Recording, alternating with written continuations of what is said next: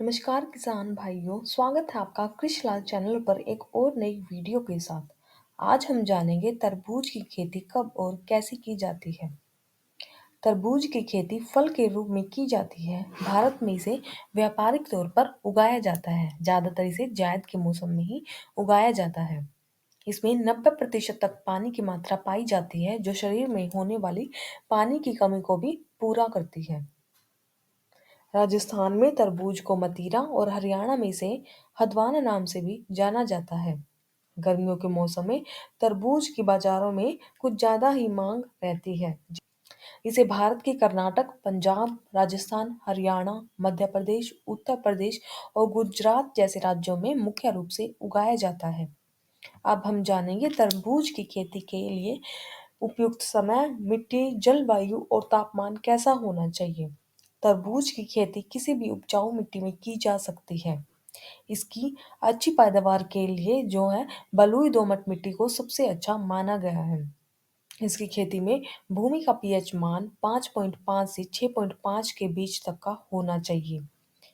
इसका पौधा गर्म और सर्द दोनों ही जलवायु के प्रति सहनशील होता है, लेकिन गर्मियों में गिरने वाला पाला इसके पौधे के विकास के लिए हानिकारक साबित हो सकता है। तरबूज के पौधे अधिकतम 39 डिग्री और न्यूनतम 15 डिग्री तापमान को ही सहन कर सकते हैं। अब हम जानेंगे तरबूज की खेती के लिए खेत की तैयारी कैसे करें। तरबूज की खेती के लिए खेत को अच्छी तरह से जोत लें और जुताई के बाद खेत को ऐसे ही खुला छोड़ दें। उसके बाद 6 से 8 गाड़ी पुरानी गोबर की खाद को डालकर 2 से 3 तिरछी जुताई करनी चाहिए। इससे खेत की मिट्टी में गोबर की खाद जो है अच्छी तरह से मिल जाएगी। इसके बाद खेत में पानी लगाना चाहिए और पानी लगाने के बाद जब खेत की मिट्टी ऊपर से सूखी दिखाई देने लगे, तब एक बार फिर से जुताई करनी चाहिए। इससे जो है खेत की मिट्टी भुरभुरी हो जाती है और मिट्टी के भुरभुरा होने के बाद खेत में पाटा लगाकर भूमि को समतल कर लेना चाहिए। समतल भूमि में 5 से 6 फीट की दूरी रखते हुए नाली नुमा लंबी क्यारियों को तैयार करना चाहिए। गोबर की खाद के साथ फास्फोरस, यूरिया, कार्डप, पोटास की उचित मात्रा को मिलाकर गड्ढों में भर देना चाहिए। रोपाई का क्या समय होना चाहिए और क्या तरीका होना चाहिए। तरबूज के बीजों की रोपाई बीज के रूप में की जाती है। 1 हेक्टेयर के खेत में तकरीबन 4 से 5 किलो बीजों की जरूरत होती है। इन बीजों को तैयार किए गए गड्ढों में 2 से 3 फीट की दूरी पर 1.5 सेंटीमीटर की गहराई पर लगाया जाना चाहिए। इससे इसके खेत में जल भराव का विशेष ध्यान रखना होता है। बीज रोपाई के पश्चात गड्ढों को पारदर्शी पॉलिथीन से ढक देना चाहिए और पॉलिथीन में कुछ दूरी पर हल्के हल्के छेद कर देने चाहिए। इससे जो है गड्ढों में जल भराव का खतरा कम रहेगा और साथ ही पौधों को जो है सूर्य का प्रकाश भी मिलता रहेगा। अब हम जानेंगे तरबूज के पौधों की सिंचाई कब करनी चाहिए। तरबूज की बीजों की रोपाई आपने नदी के किनारे की है तो इन्हें ज़्यादा सिंचाई की जरूरत नहीं होती है। वहीं अगर आपने बीजों की रोपाई मैदानी या फिर सूखे इलाकों में की है तो उन्हें सिंचाई की ज़्यादा जरूरत रहती है। सबसे पहली सिंचाई हमें बीज रोपाई के तुरंत बाद करनी चाहिए और दूसरी सिंचाई 3 या 4 दिन के अंतर पर करनी चाहिए।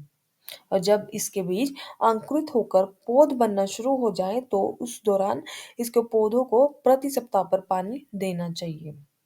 तरबूज के पौधों को खरपतवार की नियंत्रण की ज्यादा जरूरत होती है। इसके लिए निराई और गुड़ाई विधि का इस्तेमाल किया जाता है। इसके पौधों की पहली गुड़ाई 1 महीने पश्चात खेत में जब खरपतवार दिखाई देने लगे तब की जाती है। गुड़ाई के बाद पौधों की जड़ों पर मिट्टी चढ़ा दी जाती है। इससे पौधा अच्छे से विकास करता है और पैदावार भी अधिक होती है। तरबूज के पौधों में कौन कौन से रोग लगने की संभावना रहती है। तो तरबूज के पौधों में कद्दू का लाल कीड़ा, फल की मक्खी, बुकनी रोग, डाउनी मिल्ड्यू जैसे रोग लगने की संभावना रहती है। तरबूज के फलों की तुड़ाई कब करनी चाहिए और हमें इस खेती करने से कितना लाभ मिलता है। तरबूज के पौधे बीज रोपाई के लगभग 85 से 90 दिन के बाद तुड़ाई के लिए तैयार हो जाते हैं। जब इसके फलों में लगा डंडा सूखा दिखाई देने लगे। तरबूज के पौधे बीज रोपाई के 85 से 90 दिन के बाद तुड़ाई के लिए तैयार हो जाते हैं। जब इसके फलों में लगा डंडा सूखा दिखाई देने लगे तब तुड़ाई कर लेनी चाहिए। इसके अलावा जब फल का रंग हल्का पीला दिखाई देने लगे तो समझ ले कि फल पूरी तरह से पक चुका है। फलों की तुड़ाई के बाद उन्हें किसी ठंडे स्थान पर इकट्ठा कर लेना चाहिए। 1 हेक्टेयर के खेत में अगर आपने उन्नत किस्मों के बीजों की रोपाई की है तो आप 200 से 600 क्विंटल तक का उत्पादन प्राप्त कर सकते हैं। तो ये थी तरबूज की खेती के बारे में जानकारी। कैसी लगी कमेंट करके जरूर बताइएगा। ऐसे ही हर रोज नई वीडियो के लिए हमारे चैनल कृषि लाल को सब्सक्राइब जरूर करें ताकि आपके आने वाली वीडियो की नोटिफिकेशन पहले से ही मिल जाए। धन्यवाद।